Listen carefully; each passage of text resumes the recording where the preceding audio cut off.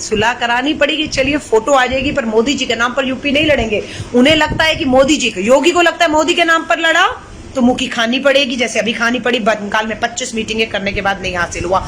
और वहां पर मोदी जी को लगता है कि योगी का एंटी इनकम्बेंसी, इसलिए योगी ले डूबेगा। और दोनों की नैया आज भी, अगर उन्हें विपक्ष या गोदी मीडिया को विपक्ष सड़कों पर आज ना दिखा हो तो मैं कहूंगी मोतियाबिंद, मोतियाबिंद नहीं, आंखों में एक बीमारी है जिसे मोतियाबिंद कहते हैं, मैं इसे मोतियाबिंद कह रही हूं। बेहतर होगा समय से उसका इलाज करवा लें।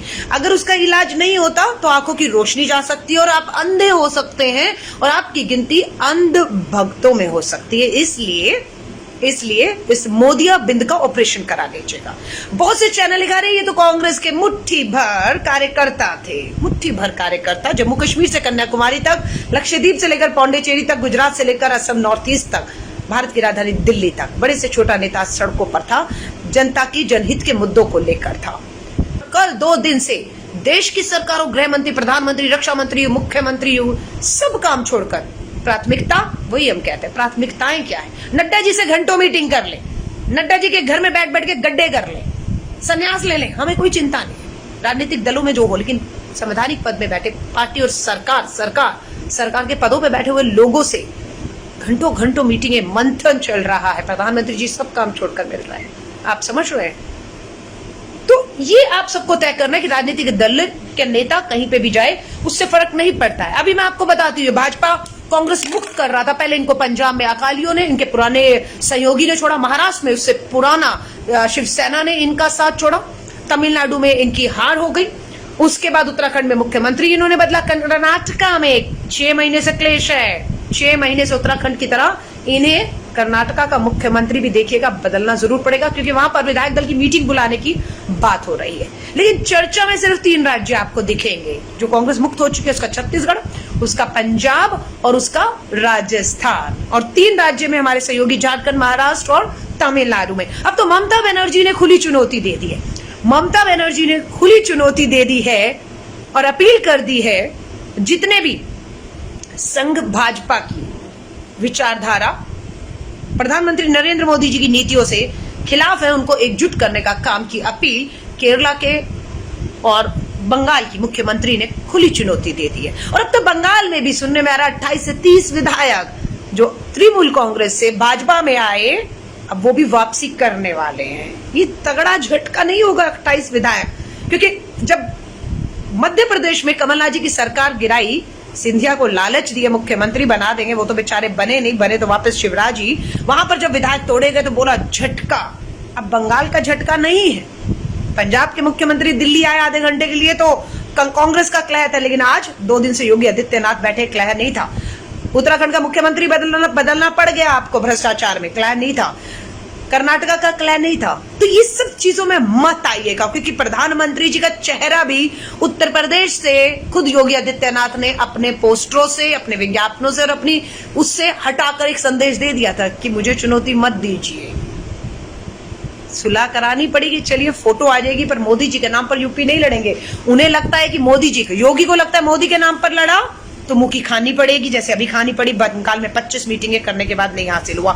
और वहां पर मोदी जी को लगता है कि योगी का एंटी इनकम्बेंसी, इसलिए योगी ले डूबेगा। और दोनों की नैया बचाने का काम संघ का जो है वो कर रहा है। और आज तो एक गोदी मीडिया का चैनल उत्तर प्रदेश में बेरोजगारी, महंगाई, बढ़ती गरीबी, उन सब के मुद्दों से समीकरण बता रहा था, जातीय समीकरण, कि कितने वहां पर ओबीसी है, कितना मुस्लिम है, कितना ब्राह्मण है, कितना जो है जनरल कैटेगरी है, कैसे वोटों के समीकरण जाति और धर्म पे भाजपा को वापस जिता रहे हैं।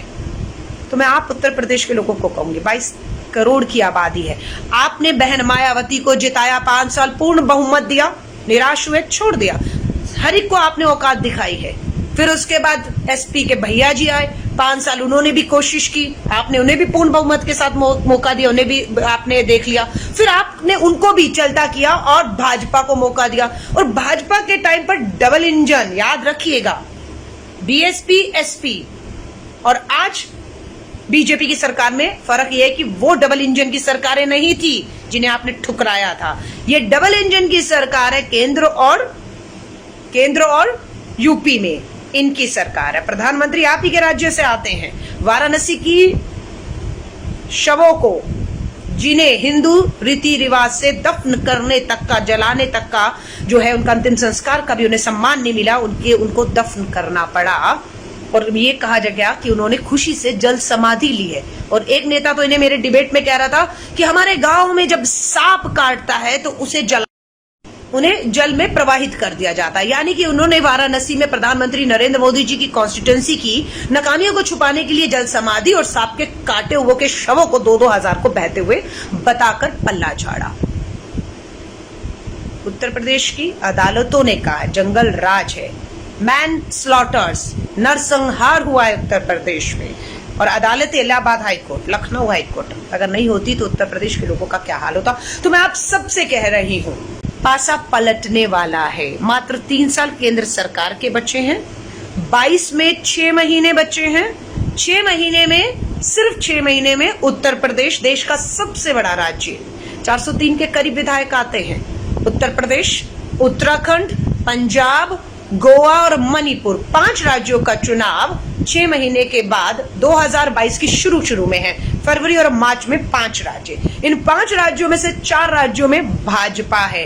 कड़ी चुनौती विपक्ष इन्हें दे रहा है और आज के हालात में लोग इनका सफाया करने पर आतुर हैं। ये सिर्फ समय बताएगा कि अब क्या होता है। फिर इसके बाद जैसे जैसे 22 के हम अक्टूबर नवंबर में आएंगे तो इन्हीं के 2 बड़े राज्य, फिर हिमाचल प्रदेश और गुजरात, 22 में कम से कम नहीं तो 6 से 7 बड़े राज्य जिसमें पूर्ण बहुमत के साथ 1 नहीं 2 बार इनकी सरकारें बनी। इनकी कड़ी परीक्षा और चुनौती का समय है। मैं लोगों से कहूंगी, जातियों में, धर्मों में मत बटिएगा, क्योंकि ये जातीय समीकरण लगा रहे हैं गोदी मीडिया कि किस तरह से योगी किन मुद्दों को उठाएंगे।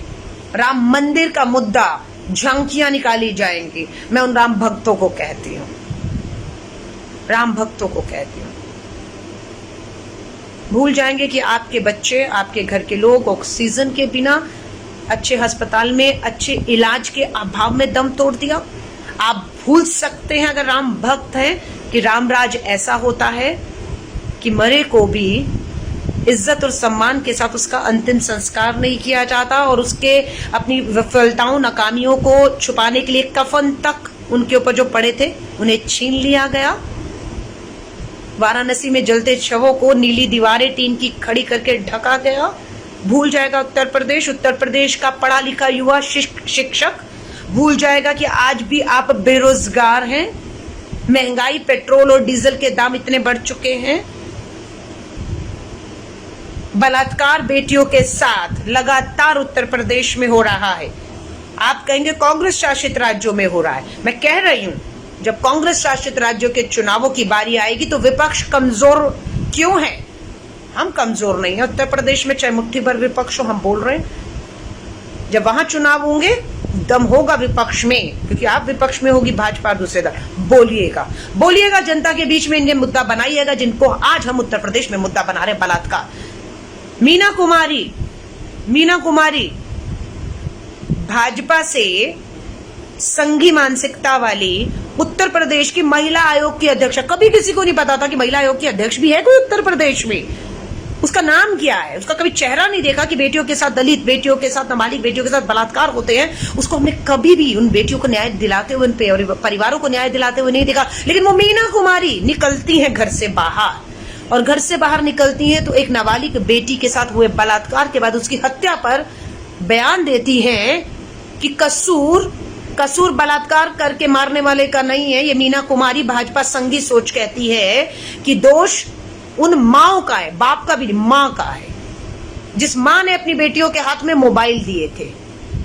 ये लड़कों से बात करती हैं, फिर उनके साथ भाग जाती हैं, फिर इनके बलात्कार हो जाते हैं। इसलिए इनके मोबाइल छीन लीजिए। इनका मानना है कि बलात्कार, जघन्य जैसी अपराध का कारण मोबाइल है। और मोदी जी कहते हैं डिजिटल इंडिया, मोबाइल पर आइए, ऑनलाइन पढ़ाइयां करिए। तालेबंदी में स्कूल कॉलेज नहीं खुले हैं, बेटियों को पढ़ाई करिए। ऑनलाइन आपको टीका भी लगाना है तो आपको जो है वो डिजिटल में लगाना है। लेकिन आप ही की महिला आयोग की अध्यक्ष कहती हैं बेटियों के हाथ से मोबाइल छीन लीजिए। मैं उत्तर प्रदेश के लड़कों को कहूंगी, थोड़ा हल्के में, मजाक में कह रही हूं आपसे, हर एक के घर में माँ, बहन और बेटी है। हर भाई, हर पिता चाहता है कि उसके घर की बेटी भी पढ़े लिखे, आगे बढ़े, परिवार, समाज और देश का नाम रोशन करे। कोई भेदभाव नहीं होना चाहिए।